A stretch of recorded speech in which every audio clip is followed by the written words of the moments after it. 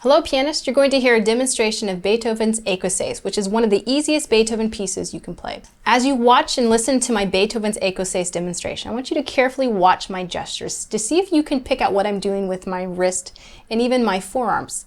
After the demonstration, stay tuned. I'm going to show you the secret to what I'm doing to play this with ease, so you can do this as well.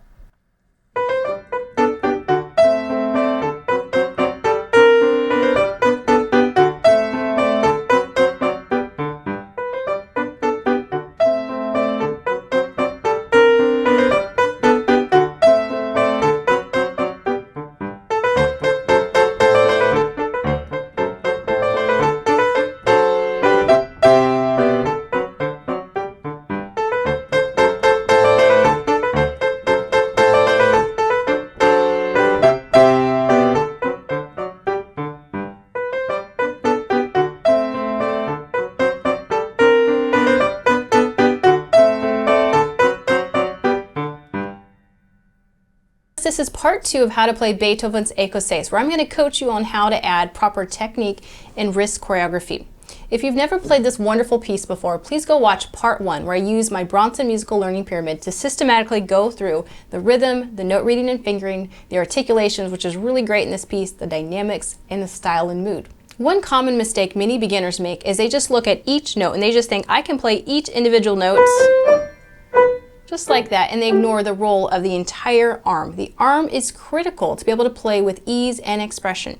So my secret that I've really learned over many years of practice is how to incorporate my wrist circles, my rotation, the up preparatory motion for that down arm weight to achieve the phrase goals. Take advantage of the gravity of your arm weight as you scoop under as notes go away, over, up, and then down. Just going to leverage that. Use good physics to be able to create that kind of tone. It'll help you play with ease and just get a much broader range of expression. You can first practice these techniques that I'm referencing of wrist circles and forearm rotation in my separate Hanon videos with Hanon number 1, Hanon number 6, and Hanon number 2. Learning proper technique at the very beginning of these pieces and the beginning of your piano studies will have long-term benefits. It'll keep your hands at ease. It'll avoid those kind of injuries sometimes pianists can have when they play with improper technique. And it really just adds all the expression that we want to have. So once you've practiced those techniques separately in the Hanon videos, our real goal is to incorporate that technique into repertoire, like Beethoven's Ecossaise. You can find this in public domain. I'll also list a couple other book links that you can learn this piece along with me. So we're going to go through step by step. I'm going to show you very slowly, hand separate, how to play with this kind of choreography. You can also check out a fully notated score where I show you the wrist circle direction and the forearm rotation left and right, so you can study that and play this with proper technique. This kind of technique will actually help you automatize larger groups of notes rather than thinking that beginner mistake of each note separate. If you think about wrist circles, you're going to group 4 and 5 notes all together, and that will help you play this fast with all of that expression. So let's get started. All right, pianists, let's start with our right hand. Let's just do a little review of wrist circles. So in the right hand, when the notes go away from your body, I'm going to scoop under. When they go towards your body, that is that over motion. The right hand will all use wrist circles and then some up and down arm weight drops. So I'm going to go through this slowly. You can pause it after I do the demonstrations and practice it yourself. The key is to practice this very slow to begin. So in the right hand, for the B and the C, we're going to scoop under, over, and then we have this staccatissimo, which is going to be an up or preparatory motion for this down roll off. Let me do that again. So I'm going to go under, over, short staccatos, go in towards the fall board, up, down, roll, off, scoop under, back over, down. So notice that those phrase goals I talked about in the Bronson musical learning pyramid, those are all going to be incorporated with the use of the arm weight. Just like a hammer, it just falls and that makes that heavier. And then lift into measure 5. It's a repeat, under, over, in towards the fall board, up, down, roll, off, scoop, under, back, over. And I would practice that first very slow, just even small segments, even just little portions like that, all the unders and then overs. And then to incorporate those articulations, remember the staccatos are going to stay closer to the keys versus the staccatissimo or the wedges at measure 5. I'm still going to use proper technique, just going to release even more quickly. All right, let's move the right hand into measure 9. So I'm going to go away from my body. So I'm going to scoop under, stay close to the keys, up to scoop under, over. That's probably the most challenging technique you're going to have in the right hand. It's out of phrase goal, so I'm going to have the third before it go up as a preparatory motion, down, over, off. Same thing, under, up. I'm going to circle, under, over, off. Scoop under, down, roll, off, up, down, roll, off. Let me just explain how we're just using the physics of the body to do the work for you. This is how I can play for lengths of time. I can play for the rest of my life because I'm using all of my arm rather than just the fingers. The fingers are just really what touches the keys. It's my arm that's really fueling all of that. So let's look back at pick up into 13. So I'm going to scoop under. The up motion lets you come back down, roll, off, up, fingers, arm weight, fingers. I also explain it like that to my students in lessons. When I'm up higher, it's just the fingers, so that's not very heavy. The arm weight uses the whole arm dropping from the elbow. Roll, off, up. That's just the fingers. Drop down from your elbows, up, and then light up, under, over, under. So if you use that choreography, that's going to help you think those large groups of notes rather than 5 individual notes. I think one thought, under, over, off, that way. So practice that right hand even with the metronome, getting that gradually faster and faster. And reminder that as you watch the pros play these pieces and more advanced pieces by Beethoven, you might not see a lot of technique because they've automatized and it's very efficient, finite type of movements that are happening. So don't be discouraged if you watch them, you can't see all of that. Start slow and it will become smaller motions as you automatize it as well.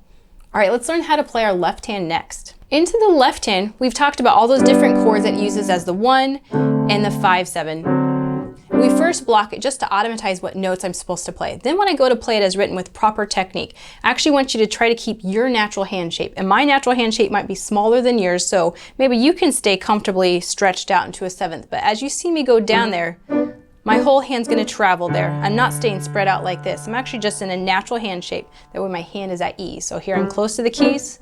Jump quickly. Just very light. Notice it's just the fingers. It's not the arm weight going down heavy. If I used my arm weight each time, I wouldn't be very accurate and it would overpower what that right hand melody is doing. So just the fingers. Jump quickly. Back up. Keep that natural hand shape. And it's a nice repeat. Here I'm going to jump down. So when I come down, even if you watch where my 5 ends up, my whole hand has come down to support that. People often think that the 5 is a weaker finger, so I need to have my arm support. Remember that will align there rather than the pinky playing by itself. I feel that strain there. Just bring it back behind it. As we go into measure 9, the technique's going to change. Remember, this is the most challenging part, I think, in the entire piece, at least for the left hands. We're extended out into these octaves. We first block it so we know what that interval should feel like. Blocking will help you trust that. That way, when you come off it for some rotation, you know what interval to span. This is going to be using some forearm rotation. So I'm going to go left, right, into the keys for the black notes, left, right, left, right. Notice that I keep my hand in a natural shape. Again, if your hand is larger, you just might be spread out more than mine. But I would avoid keeping this locked into this octave shape. You're going to feel that tension in your forearm if you do this repeatedly. Left, right, left, right, left, right, left, right. And a cool little pronouncement comes out of the bass note. So as I turn to the left, it's going to make that arm weight help out that perceived weaker finger. And a lighter thumb, arm weight, a little lighter arm weight, just the finger, arm weight, drop.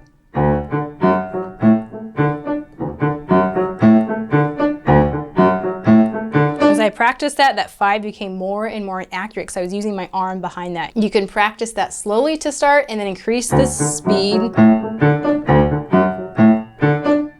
It takes some time, slowly build up that speed to get that accuracy in there as well.